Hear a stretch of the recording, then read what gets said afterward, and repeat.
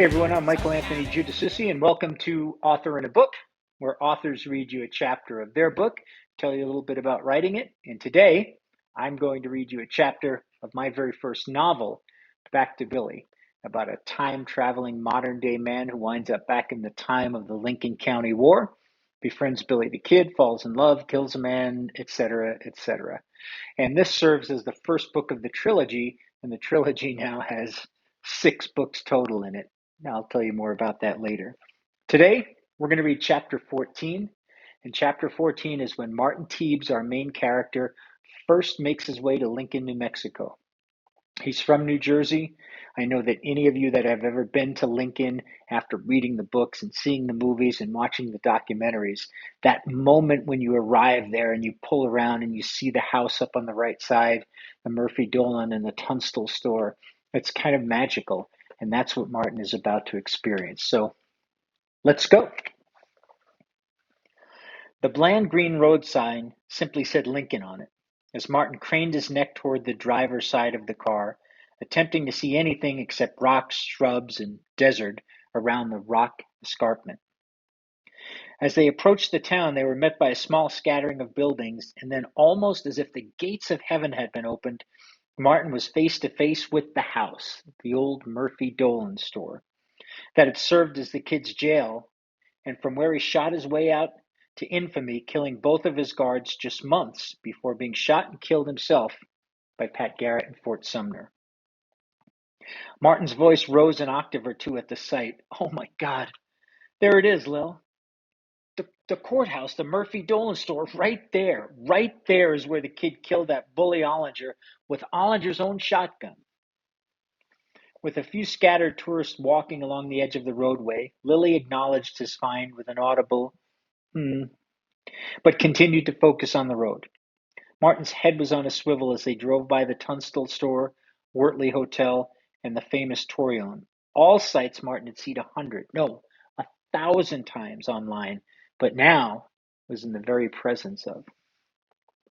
Oh, this is incredible. I can't believe that 140 years ago there was a real war here, with real men fighting and dying. I can't believe that I'm. Martin quickly thought the better and corrected himself. I mean, I can't believe that we're here, Lily. As the car meandered along Lincoln's only street, they neared the east edge of town before the sign for Juan Patron's place came into view. This is it, I guess, said Lily as the car slowed and glided to a stop in the crunchy gravel parking lot. Looks pretty nice, huh, Martin? Almost before the car stopped, Martin jumped out of the passenger seat so he could walk the same ground that the kid had. While not ignoring Lily, he also didn't answer her, wanting to remember this moment, his first moment in Lincoln, forever. This is God's country, huh, Lil? Just look at this. He spoke with tones usually reserved for church service. Yeah, it's nice. It's very. Lily paused to put the right affect on her voice so as not to bring Martin crashing down to earth. Very peaceful. Yeah, peaceful. Martin wandered toward the main street, looking westward, back into the heart of Lincoln. While he didn't intend for anyone to hear him, he clearly spoke loud enough to give Lily some alarm. I'm here, kid. I can't believe it. I'm here, announced Martin to the ghost of a boy long since gone. Wide-eyed with wonder, he spun 360 degrees around as if someone magically had transported him to a home that he never knew he missed. This trip's not going to be all about Billy the Kid, is it, Martin? Lily questioned. We're going to do things, right? Like actual things together, like we planned? Quickly snapping back from wherever the town had transported him, he made a glove save. Of course, Lil. This is just a nice, quiet place for us to get away. See? He said, holding out his cell phone. I don't even get a signal on my phone here. It's just you and I, no distractions. It's going to be great, I promise. To cement his recovery, Martin pulled Lily in tight for a genuine hug, a move which surprised her at first and gave her some hope that the trip might rekindle their waning love life. Already not great, it had positively fallen off the charts when Martin's obsession with Billy the Kid took hold. He spent night after night reading into the wee hours of the morning, and Lily was left to find her own means of satisfaction in an increasingly platonic relationship. Okay, let's check in, chirped Lily, happily slipping her purse over Martin's shoulder, as well as giving him the task of getting both of their luggage. Struggling with the trunk of the car and Lily's oversized roller bag, he noticed his well-read and well-worn copy of Sergio Bacciaca's book sliding out of his carry-on bag.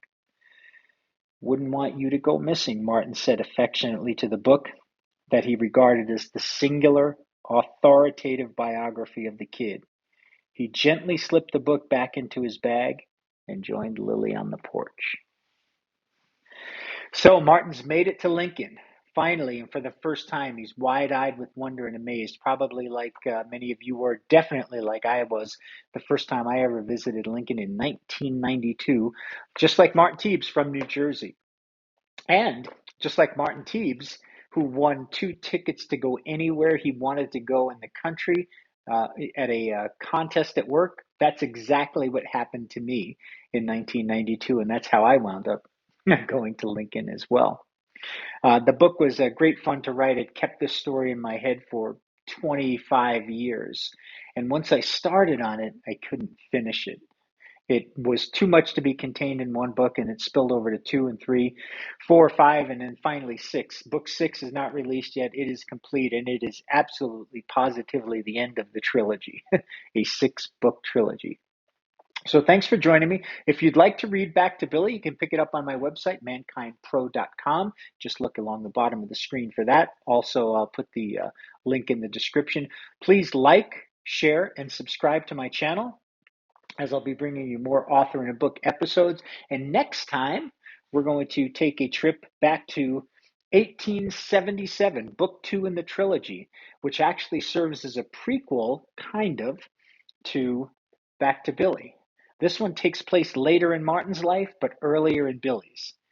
Figure out how that works when you get more involved in reading it. So we'll see you next time. Have a great day, and thanks for joining me.